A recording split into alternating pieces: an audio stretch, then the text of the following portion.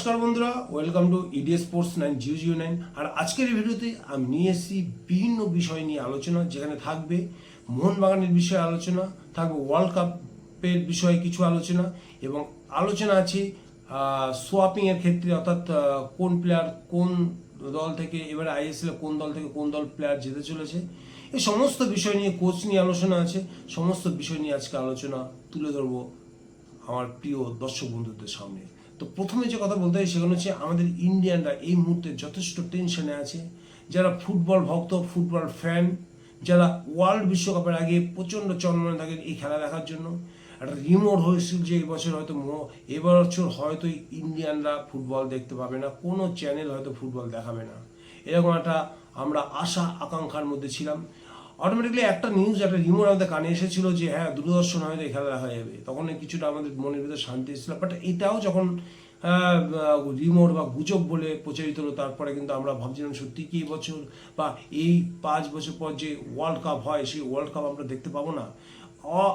অবশেষে সেই আশঙ্কা কিন্তু দূর হলো, কেননা এই মুহূর্তে জি স্পোর্টস কিন্তু সেই দায়িত্ব নিয়ে নিয়েছে এবং তারাই এই খেলা দেখাবার পুরো দায়িত্ব নিয়ে নিয়েছে, পুরো খেলাটা কিন্তু তারাই দেখাবে। এবং এই মুহূর্তে ভারতীয় সমস্ত সাপোর্টাররা কিন্তু নিশ্চিন্ত এই কারণে তারা ওয়ার্ল্ড কাপ দেখতে হবে, যে ওয়ার্ল্ড কাপ দেখার জন্য এত বছর তারা অপেক্ষা করে থাকে, এবং সেই ওয়ার্ল্ড কাপ দেখাটা কিন্তু এই মুহূর্তে ইন্ডিয়া বসে সাকসেস হচ্ছে।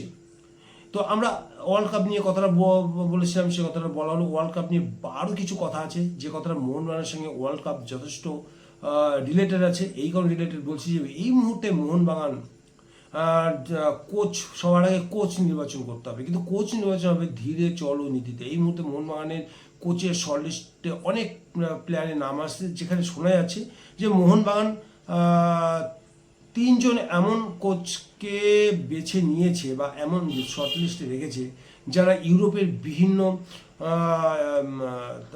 দেশের যে প্রধান লিগ, সেই লিগ তারা খেলায়, অর্থাৎ সেই লিগ খেলার অভিজ্ঞতা তাদের আছে, এবং বিভিন্ন লিগ, বড় বড় লিগ কিন্তু তারা পরিচালনা করেছে। এরকম ইউরোপ আছে এবং ল্যাটিন আমেরিকা আছে, এরকম যাই হোক আউট অফ ইন্ডিয়া এমন একজন কোচের সন্ধান করার জন্য মোহনবাগান অলরেডি 3 জন কোচের সাথে প্রাইমারিলি আলোচনা করে রেখেছে, এবং আমরা আগামী দিন জানতে পারছি 3 জন কারা। তো এটা রিমোট হলেও মোহনবাগান কিন্তু এই মুহূর্তে খুব তাড়াহুড়ো করছে না, কোচ সিলেকশনের ক্ষেত্রে ধীরে চলো নীতি নিয়েছে। এবং ভারতীয়দের মধ্যে যদি কাউকে রাখা হয়, তার নর্থ ইস্টের কোচ বেঙ্গলিকে ভাবা হয়েছে, এবং মোহনবাগান তারপরেই সেই কোচের নির্দেশ মতোই কিন্তু প্লেয়ার রিক্রুট করবে, যেখানে মোহনবাগান এই মুহূর্তে যথেষ্ট আশাবাদী যে মোহনবাগান মাঝমাঠটা কিন্তু এবার অসাধারণ করে সাজাবে। কারণ মাঝমাঠের ব্যর্থতার জন্যই গত বছর মোহনবাগান সাফল্য সেরকমভাবে পায়নি, সুতরাং মাঝমাঠটাকে এমন সুন্দরভাবে তারা সাজাতে চাইছে, যার জন্য মোহনবাগান মাঝমাঠে ভালো মানের একজন সিডিএমকে কিন্তু তারা চুজ করবে, কিন্তু সেটা চুজ করবে কিন্তু যথেষ্ট সাবধানতা অবলম্বন করে, হঠকারী করে, এজেন্টদের প্রলোভনে পা দিয়ে, বা এজেন্টদের পার ম্যাচ যে প্যাচ মারগুলো থাকে সেই প্যাচ মারের মধ্যে না জড়িয়ে যথেষ্ট বিচক্ষণতার সঙ্গে কিন্তু মোহনবাগান এই প্লেয়ার সিলেকশনটাও কিন্তু করবে কোচের পরামর্শ নিয়েই। তবে যত শোনা যাচ্ছে, রিমোট বলতে পারো যে এই মুহূর্তে ইস্টবেঙ্গল বলো বা অন্যান্য বড় দল বলো, মোহনবাগানে আসার জন্য তাদের চ্যাম্পিয়ন দল ইস্টবেঙ্গল এবছর আইএসএল, তাদের বেশ ভালো ভালো কয়েকজন প্লেয়ার কিন্তু মোহনবাগানে আসার জন্য মুখিয়ে আছে। সেই তালিকায় মিগুলের নাম আছে, কেভিন সিবিএর নাম আছে, আমরা সেগুলো জেনেছি, আগের ভিডিওতে বলেছি। পাশাপাশি আরও অনেক প্লেয়ার আছে যারা মোহনবাগানে নিশ্চিত তাদের ফিউচার গড়ে তুলতে চায়। কিন্তু মোহনবাগান এই মুহূর্তে যে রিমোটটা আমাদের কানে আসছে, যে গুজবটা আমরা শুনতে পাচ্ছি, গুজব বলবো না, রিমোট বলবো না, সত্যি বলবো, আমরা কিছু বলতে পারছি না।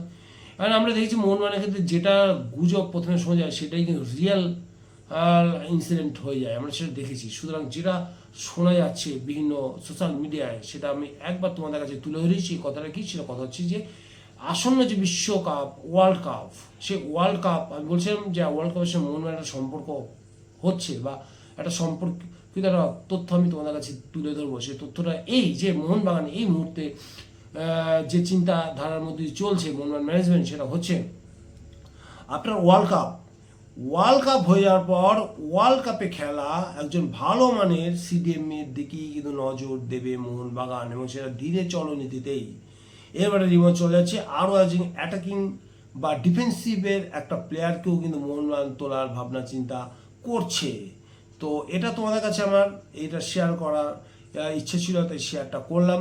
জানি না অদূর ভবিষ্যতে কতটা সত্যি হবে, এবং যদি এটা হয় তাহলে কিন্তু এই মুহূর্তে এই বছরে মোহনবাগান কিন্তু একটা অসাধারণ মাঝমাঠ কিন্তু পেয়ে যাবে। এবং মোহনবাগানের যে সমস্যাটা 2 বছর ধরে ভুগছিল, আজ প্রপার সিডিএম বা একজন ভালো মানের মাঝমাঠের প্লেয়ার কিন্তু মোহনবাগানে ছিল না, শুধু আপুইয়ার উপরে পুরো দায়িত্বটা চলে এসেছিল। আপুইয়া, থাপা এবং সাহাল আব্দুল সামাদ ইন্ডিয়ান ব্রিগেড নিয়ে কিন্তু মোহনবাগানকে লড়তে হয়েছিল, এবং তার ফল কিন্তু মোহনবাগান পেয়েছে এবারে আইএসএলে। শেষের দিকে ভালো ভালো টিমের বিরুদ্ধে কিন্তু মোহনবাগান সেইভাবে জয়লাভ করতে পারেনি। ছোট ছোট দলের বিরুদ্ধে তারা ভালো গোলে জিতেছে, বাট সেটার জন্যই মোহনবাগান কিন্তু চ্যাম্পিয়ন যারা হয়েছে এবছর তাদের কিন্তু সমসংখ্যক পয়েন্ট কিন্তু সেই পয়েন্ট কিন্তু অর্জন করেছে মোহনবাগান।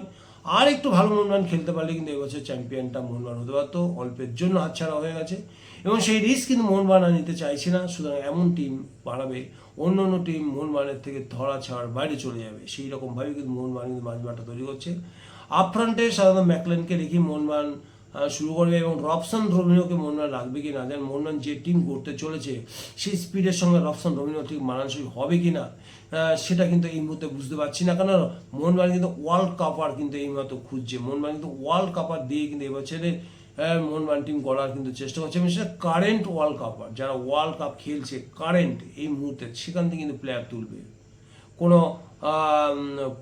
মানে প্রাক্তন কোনো ওয়ার্ল্ড কাপারকে তোলার দিকে কিন্তু মোহনবাগান যাচ্ছে না। সুতরাং সঞ্জীব গোয়েঙ্কা কিন্তু এই মুহূর্তে পুরো মোহনবাগান টিমের উপর ঝাঁপিয়ে পড়ছে এবছর টিম করার জন্য। কথা অনেক দূর এগিয়েছে, বাট একটা কথা এখানে বলে রাখি যে এআইএফএফ এর সঙ্গে যে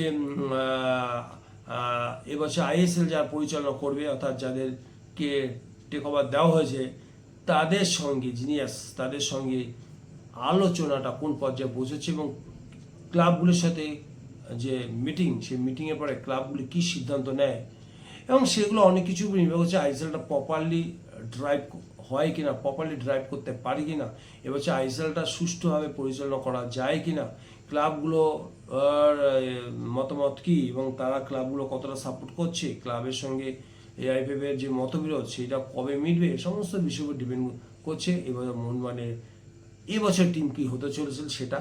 পাশাপাশি ইস্টবেঙ্গল টিম বা অন্যান্য টিমও তাদের সাধ্যমতো টিম করার চেষ্টা করছে, এবং তারা যতটা সম্ভব কেভিন এবং মিগলকে তাদের দলে রাখার আপ্রাণ চেষ্টা করবে। বাট এরা কিন্তু এক ধাপ মোহনবাগান থেকে পা বাড়িয়ে আছে।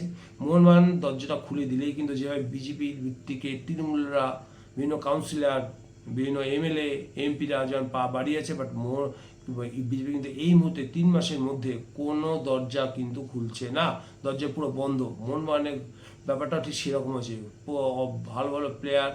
কারণ একটা জিনিস এই মুহূর্তে ইন্ডিয়ান ফুটবলাররা জেনে গেছে যে যদি সিকিউর কোনো জায়গা হয়, অর্থাৎ লাইফ সিকিউর বলো, মাইন্ডের সিকিউর বলো, সেইগুলো যদি কোনো জায়গা সেটা একমাত্র মোহনবাগান।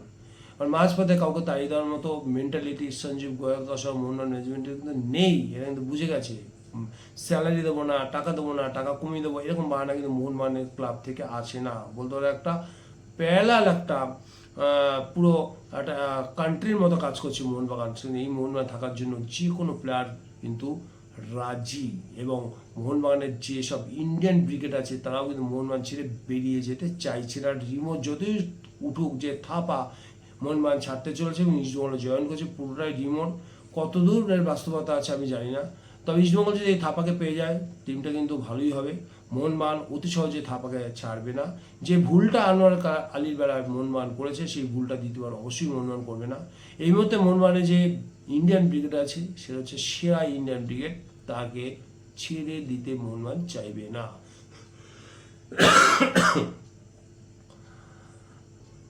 আর এই ছিল আজকের ভিডিও।